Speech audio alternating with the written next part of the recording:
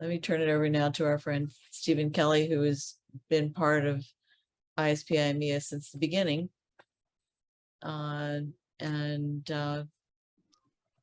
As Juan Pablo said, you don't want to miss his contribution. It's always something that is inspiring and helpful.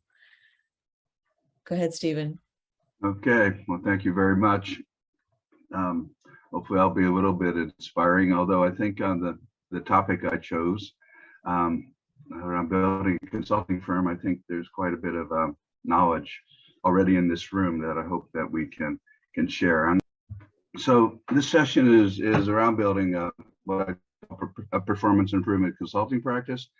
And I've done some longer term seminars and such on this. So for this, just a short 45-minute briefing today, especially after participating in the last session yesterday, I've just kind of cherry-picked a couple of areas that I think would be perhaps of interest to folks, so that we can also have some contributions and observations among some of the other folks, because as I can tell by the people I know, and I'll probably, maybe half the people here are consultants or have been in this work for some time. So, you know, I have some of the gray hair, but I don't have any kind of monopoly on knowledge here.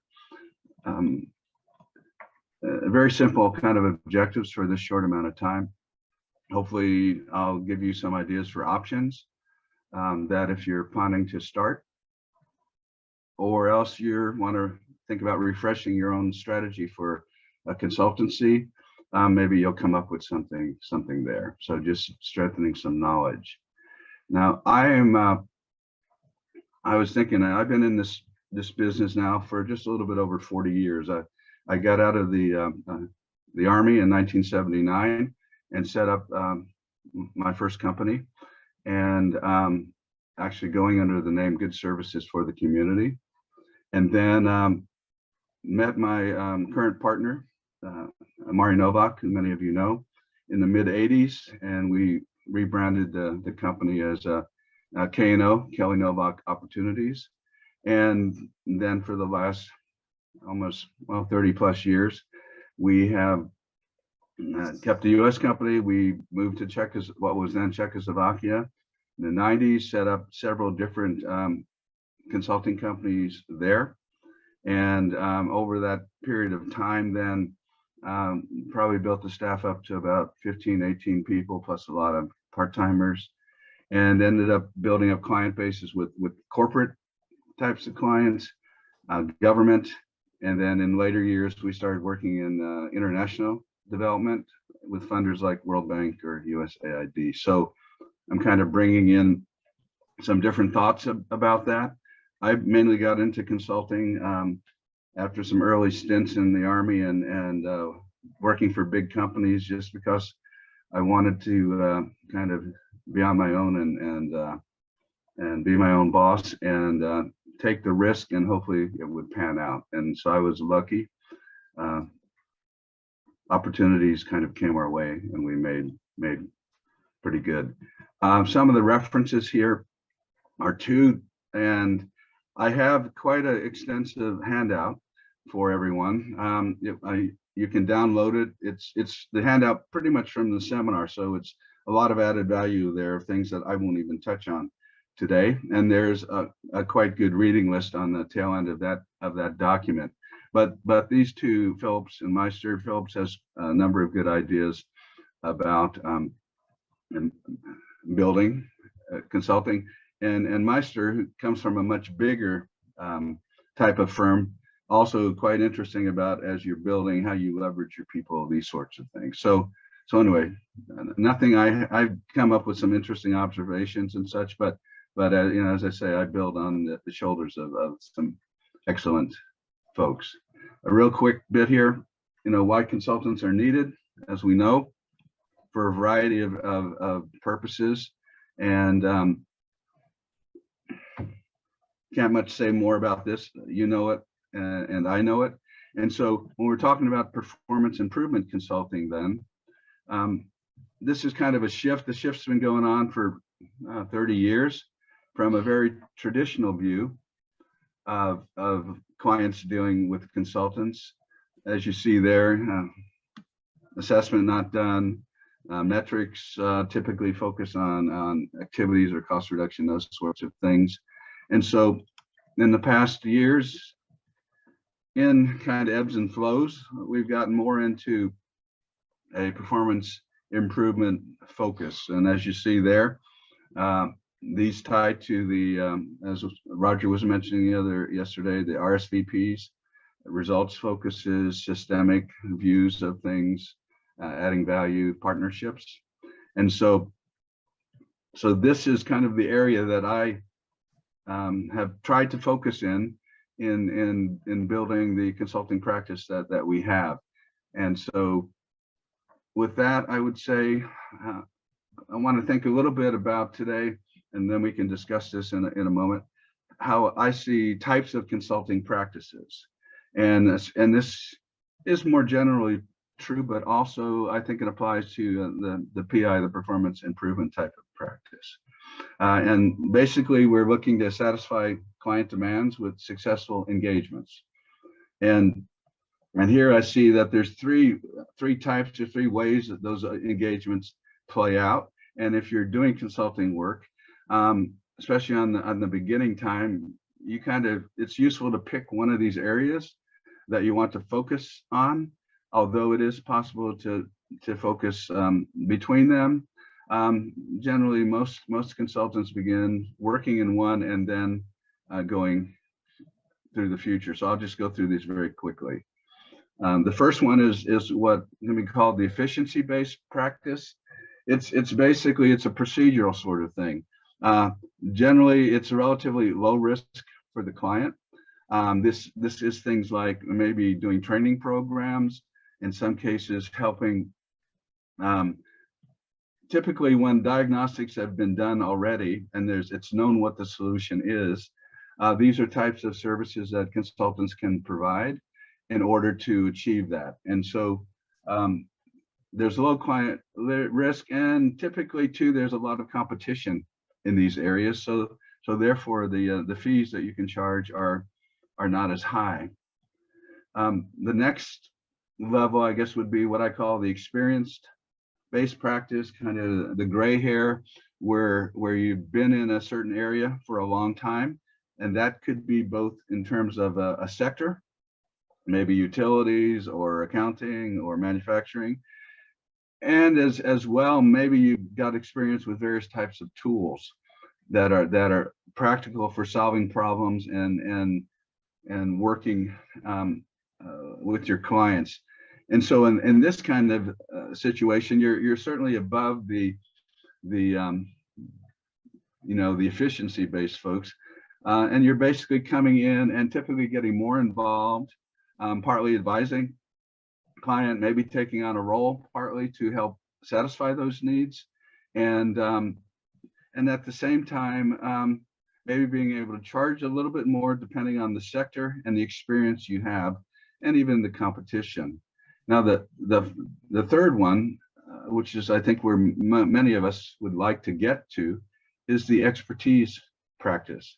And the expertise practice then is one where you have developed an expertise that there's very little other competition in your area.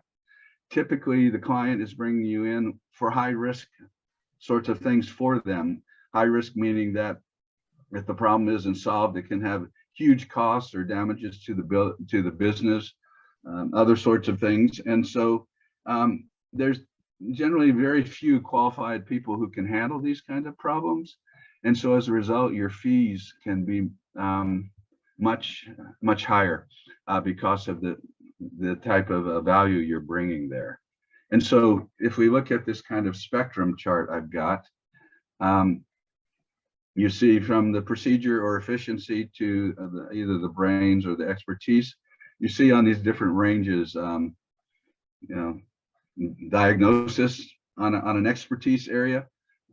Diagnosis is key, and in some cases, the main reason you might be coming in is to do that diagnostic to find out what's the root cause behind the problems. Typically,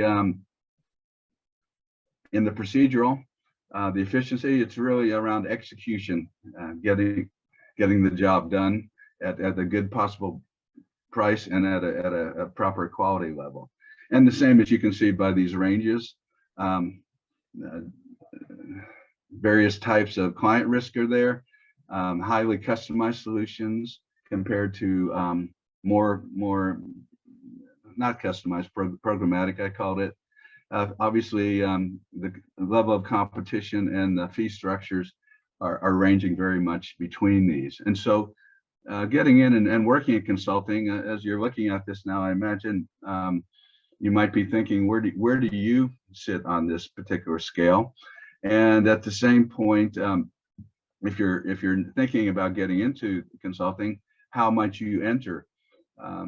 You know, in my case, I started out in 1979 doing more procedural efficiency sorts of things, training programs, these sorts of things. And then over time, built up my own skill base and experience, and then certain types of knowledge.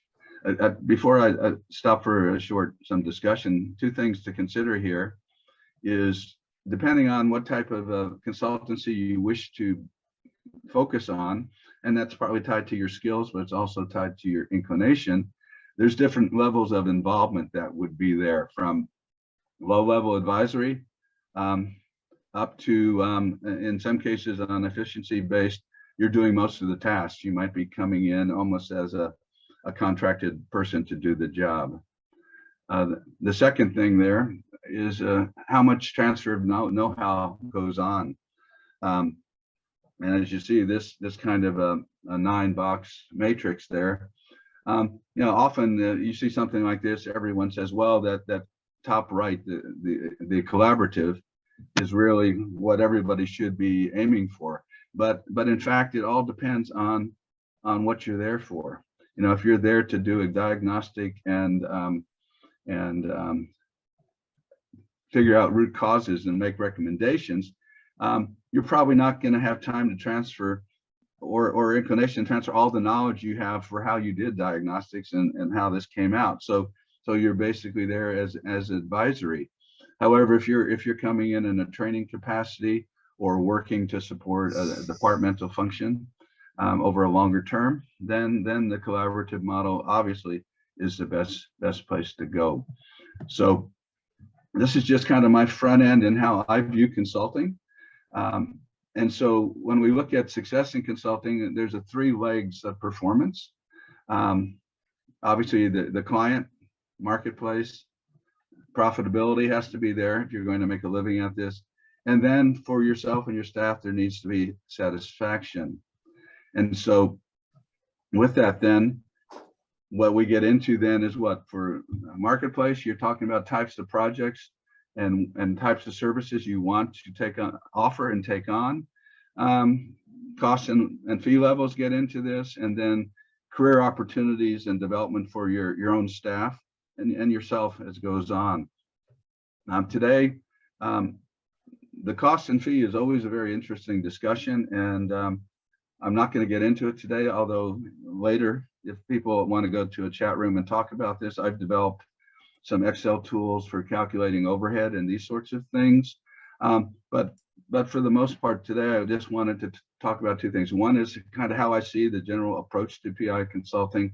And then in a moment, we'll talk a little bit about how you build the business. So right now, then, what I'd like to do is, if I can find my cursor, is just stop the share and then open it up for a minute. What are your comments, observations on this? We have probably room for about 10 minutes of conversation. Does this make sense to you? Where might you be on this kind of spectrum? Any thoughts? You can just raise your hand and then I can call on you. Steve, there are a few questions that came through the chat. One from Fritz Lebowski, topic, focus on results expected by the client. How to define, adapt, verify, and validate the set of appropriate results? Okay, that's a big question. All right. Well, you can take a whole course on that. There's a variety of ways that you do that. It comes into when you're identifying I'll do the short answer. When you're identifying root causes and coming up with prescriptions, you have to have indicators, ways to measure what it is you're suggesting to be done. And then by putting these in place along with the client and coming up with data collection methods to collect data around this, this is the short answer for how to do this. But I've written or co-authored a book on performance assessment analysis that goes quite deep into this. The focus I'd like to do today is more about a consulting practice, not about the content of how to do a specific PI assignment, if that's okay. Absolutely. And then another question also from Fritz is, how risky is it as a consultant in engaging in changing work culture? I think that anything you do as a consultant has risk. And there's risk for the client because you're entering into their kind of a closed system, and you're, just sometimes the fact of you going around and asking questions can have an amazing effect in an organization when maybe questions haven't been asked in that way before. There's a risk to yourself in terms of, obviously you want to do the best job possible. And so, if you're an individual consultant, you have that's your financial way of making a living. So you need to make sure that your image is good, that you're doing a good job. So there's all kinds of risk. And so the idea is mitigating the risk. And one level, it's mitigating it by you selecting and doing those jobs that you are confident that you can handle and do a good job. And then for the client, typically the best way I've found to mitigate risk is on the longer side pieces, especially, is the collaboration and the building in together on creating solutions that then can be handed off. There's always a risk, and that things that are determined and are recommended and agreed to just are not done once you're finished with your assignment. And that's a risk for the client by hiring you, and it's less a risk on yourself, but it's certainly something you need to try to build in structures and support methods that things might be more likely to happen. Okay. Another question, please. Yeah, so there is a question from Mariola. She says, in consultancy, I notice when I'm asked to lay out a project plan, but not involved with the execution due to cost restraints, the project loses my buy-in and I negotiate involvement or adjustment of the deliverables as a result. Have you had a situation like this, or how do you deal with these types of requests? And Mariola, if you want to add to the question. Please, if you would. Feel free to. Yeah, thank you. It kind of builds on what you were just explaining before. So there is a range of activities with my current clients, because they actually asked me to stay on. They asked me to write a project plan for a redesign of a program that's both touch learning and performance improvements.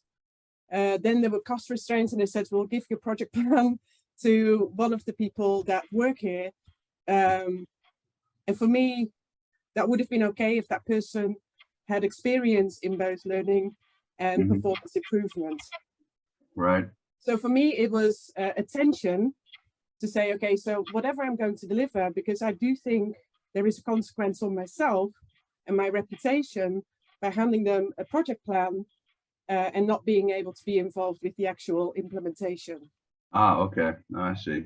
Yeah, I mean, as a consultant, a couple of things here. You're always at risk of people taking your ideas and your knowledge and moving on without you there to get some of the value from that. And that's finally, that happens, and ultimately it's for the good. And it's there.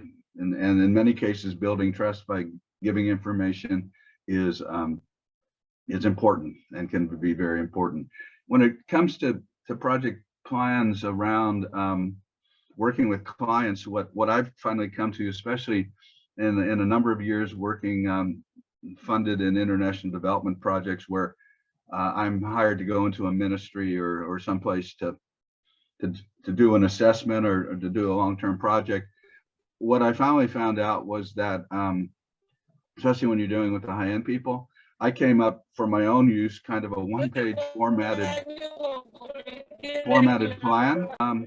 Anyway, I've come up with this simple 1-2-page action plan format. You can call it a project plan. I change the title depending on what's asked for.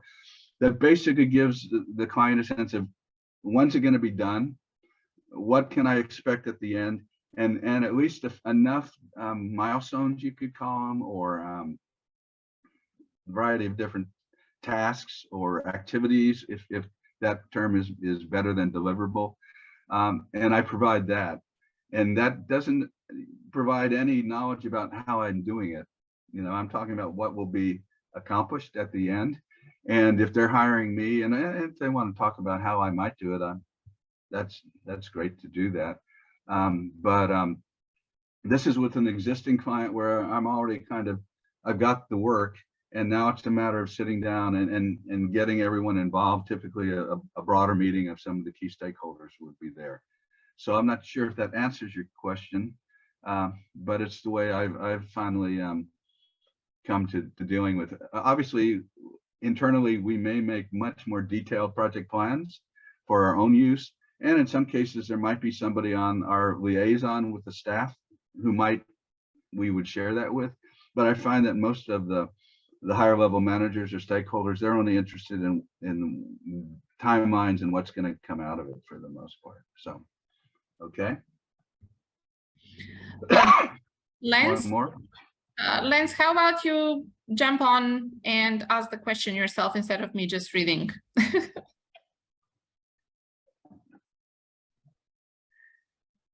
Sure. So, hi, Stephen. My question, which is in the chat, is in terms of performance consulting, have you found greater success offering services or also products and services? And just as a little background for this question, moving from a training function to performance consultant, I'm more used to creating a particular product, a training, and then offering that to clients. And so my question more stems from, as a performance consultant, offering that full suite of services from start to finish versus offering something very specific and being done with it. Okay. I think over the year, especially when we moved into Czechoslovakia after the Velvet Revolution, it was a question that became a big one for me, because up until that point in the States, I typically handled most everything myself and brought in team members. In the Czech Republic, we had issues with language and culture, so we built up a team of Czechs and Slovaks. And so, and as part of this, then it became an issue of how much is service, how much is product. But basically what we finally came down to, we came up with a few products that became supplemental income. But basically, as from performance improvement approaches, it was a service. We had to go in and work to identify what the real issues were, because as all of you know, often the client comes to you with a solution, the wrong solution to the problem they have that they think they'd like to implement, and then providing that kind of a service in terms of advisory, in some cases actually providing some of the solution sets that might be needed. Maybe that's training, might be running some groups, maybe helping get some software set up. It could be a variety of things. And so in my experience, we use products from other vendors and sometimes instruments or other sorts of things. But generally, we didn't sell products, although we always thought we'd like to, because it seemed like a nice way to make money if we could just come up with something and keep replicating it out and have people buy it. But it just didn't fit the model we had, although I know other consultancies that have done quite well by creating certain instruments and such that they have made good business with. So, okay. What I do now is I'm going to kind of switch and do another half of my presentation, and then we'll have time for some questions at the end. And then also I can go to a chat room afterward if people have more specific things. I have time today. So let me share the screen again.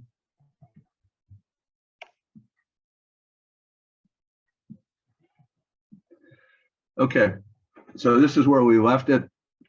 That first whole bit is just focusing on what kind of consultancy do you want to be, and these areas. And as I said, each of these 3 items, you can get quite deep into it.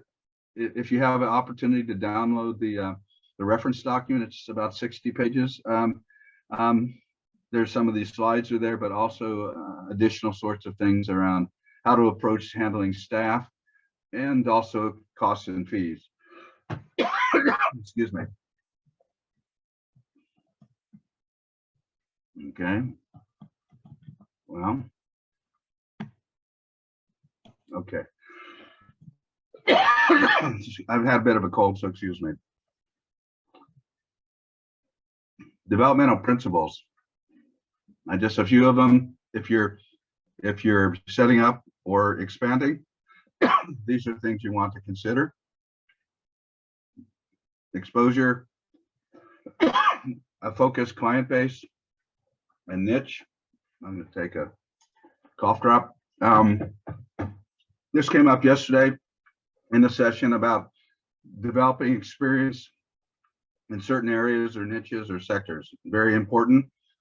You can't do everything.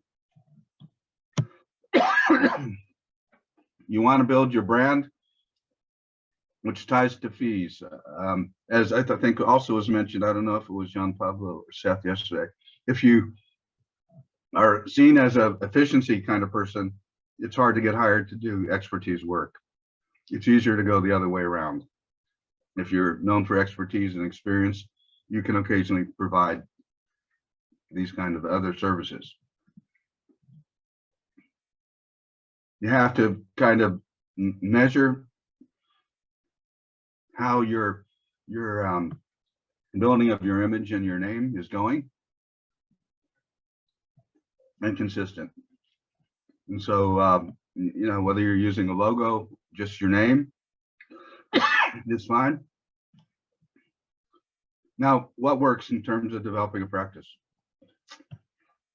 These, in my experience, are the most effective. Take a look. Small scale seminars, speeches and articles, but you know, that's not speeches at performance improvement conferences. Those are speeches or articles as much as possible in your target industry sector, conferences and press. This is really important because that's how you get your name out there, because they're not coming to our own professional conferences. And of course, research. Next best is these things here. Getting involved in your community in a variety of ways. Good way to meet people, chambers of commerces, sometimes nonprofit groups, all sorts of things, and obviously networking. Newsletter can work. I mean, we're talking now with social media. Obviously, getting involved in social media, depending on the nature of your business, is fine. LinkedIn is good, professional. Occasionally, Facebook. For performance improvement, I found that, excuse me, I'm sorry, that LinkedIn has provided the best value, although very little in terms of referrals, but good for image. These things are the least effective. Take a look at that. I don't know if many of you are doing those, and by, you know, direct mail, I'm considering, you know, email and contacts, cold calls. Sometimes I'm getting a lot of them through LinkedIn, you know, trying to sell me something I don't need.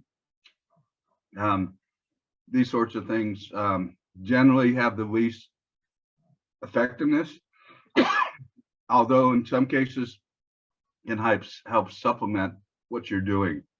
And so what does work and how do you build up? I'm just going to share some different steps real quickly since I'm having a tough time talking a bit. Speaking engagements. I hope you can see kind of the stair steps there. A great way to build your practice. You know, from the beginning, start serving on a panel, you know, speaking at more regional events. Ultimately, if you're high level of expertise, you know, speaking at international or national events. So you can say when you're talking about how do I start speaking, you know, start early, start easy, just doing step at a time as you get recognized. Same for writing and publishing. You can start with white papers, research papers. Ultimately, you can flow through to articles, professional journal articles. ISPI has a great journal for that sort of thing. Columns, case studies, chapters of books, and authoring books. And especially what I found is useful is co-authoring typically papers with some of your clients. Client loves to have something they would have never done, which is a co-author on a paper about a project you did for them that gets published in a journal. It's a good relationship solidifier, and I've done that a number of times with my clients. Workshops, as you can see, everything from short briefings to full scale certification. You can take these. Obviously, it's not doing one of these. You're kind of working on this whole spectrum of activities you can do to develop your brand and your image. Alliances, partnerships are key, and in some cases early on, it's people you work with on teams in terms of your process of doing your work. Sometimes partnering for technology, workshops, publications, supply chain in terms of instruments, or you tying in with other supply chains. There's a variety of ways to do this in terms of building more and more partnerships.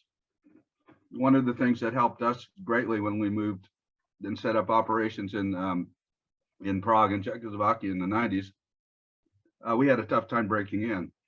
Excuse me. And what we ended up doing is by knocking on doors, we were dealing with the Fortune 500. One of them that was there was General Motors Opel brand. And we'd been talking to them for a while, but they were just starting out and not much going on. And they were under a regional European branch. At some point, one of the VPs there let me know that the Europeans had awarded a European-wide training contract for all the GM in Europe to a Dutch company. And I got a name and a phone and contacted them. And as it turned out, in where we were operating in the Czech and Slovak republics, they didn't have a partner. And so we became their partner of choice. And so what that turned into was a 5-year major contract helping General Motors, the Opel brand, set up in those two countries, everything from working with the dealers as they set up their operations, lots of sales training, customer service training, a wide variety of things, much of it on the efficiency level, you know, but also working with dealers in terms of troubleshooting and all that sort of thing. And so that all came from establishing that partnership with that Dutch company. And as a result, we hooked into a whole network of European companies. And the other benefit for us turned out to be, we hired a number of people to start doing training and coaching local people.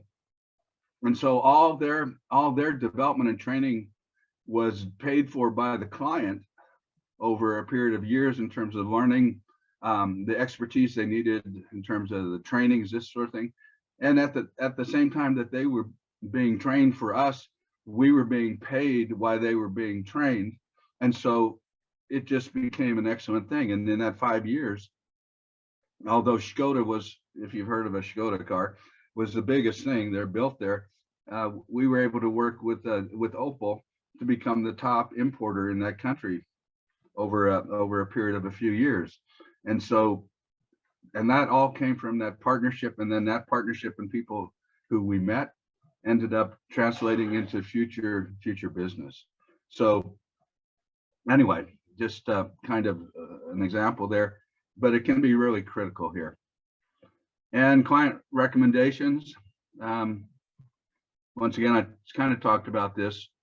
Referrals and success stories, co-authoring things is an excellent way to do that. Obviously, if you're using the social media, you know, engaging, having your clients tie into you and recommend, and that platform is good as well. I've just found in the earlier years when LinkedIn first started, when I first got on it, there wasn't such a massive overload of stuff going on, and so it was a more effective platform for me. Now there's just so much going on and so many groups that I think it's hard to get too much traction there. Although I do find there are people doing searches on skill sets and such, and so and 2 or 3 occasions, not that many, but 2 or 3, we were contacted by someone looking for someone to do a certain kind of work, and then engaged in some conversations. Some of that turned into work. In other cases, it turned into bids that we didn't, you know, we didn't happen to be successful with. So lots of ways to deal with your client. Your clients are, if you're assuming they're satisfied clients, are your best source of building your business through a variety of ways, referrals and such.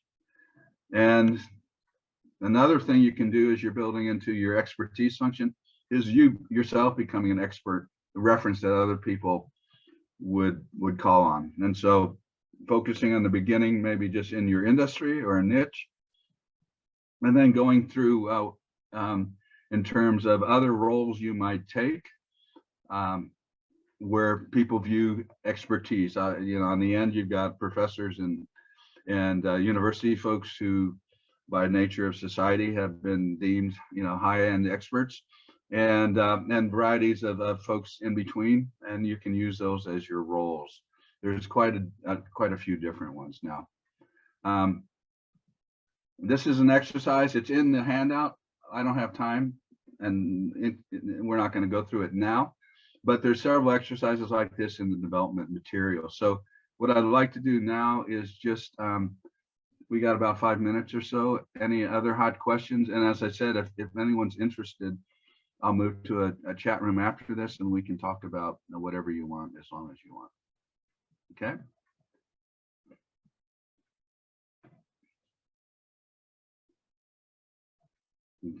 Question? Did I bowl you over? Talk too quick?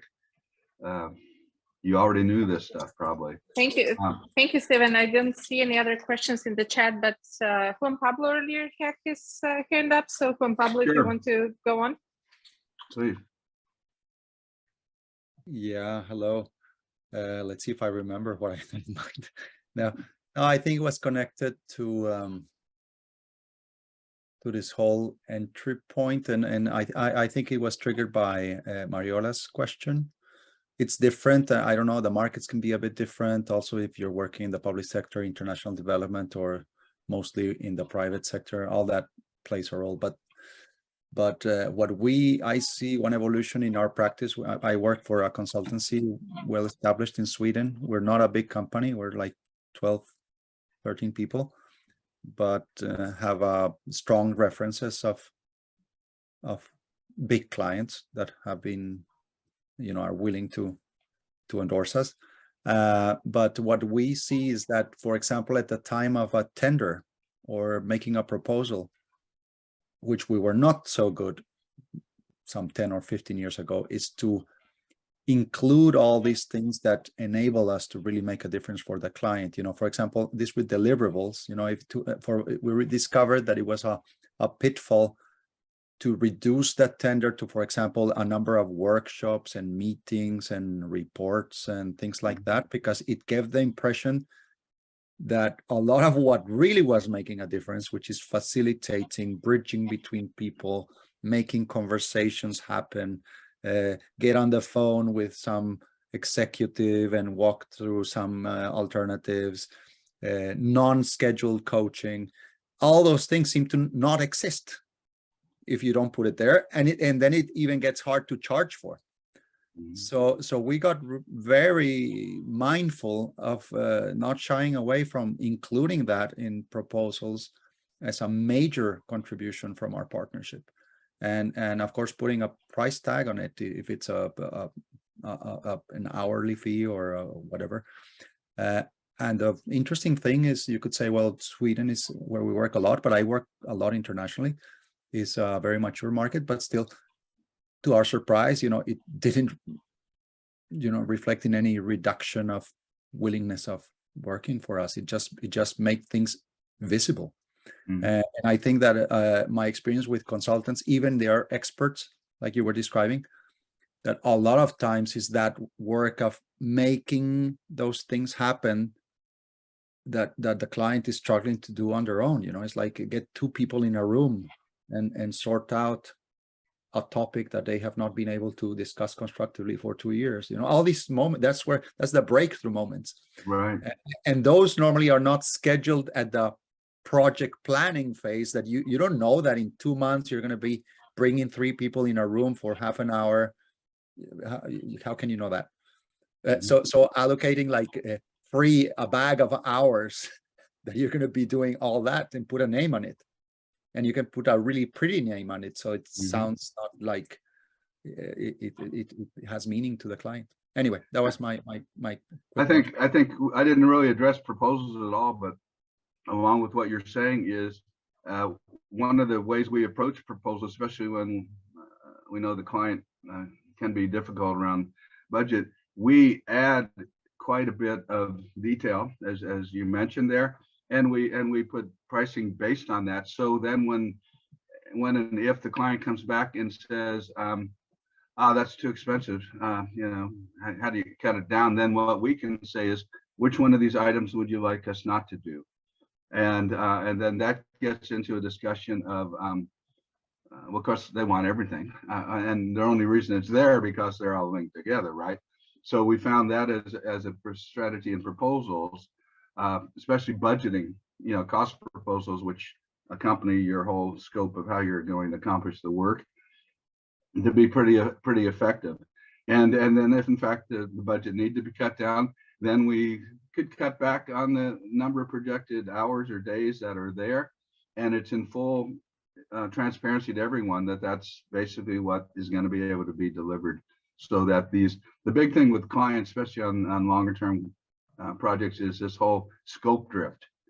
They bring you in and start adding and thinking of new things to do, and without wanting to give you any more money. And so and the money is there because you're putting in your time and expense. So there's all these kind of things you learn over time when you're dealing with larger organizations and proposal writing and these sorts of things.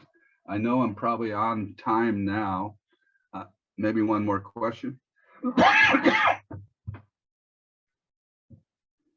If not, if Brendan, you can assign me a chat room, I will go there. And if people want to show up, I can chat more. I can talk a little bit about the fee pricing stuff or whatever you want to, as long as my voice will hold out.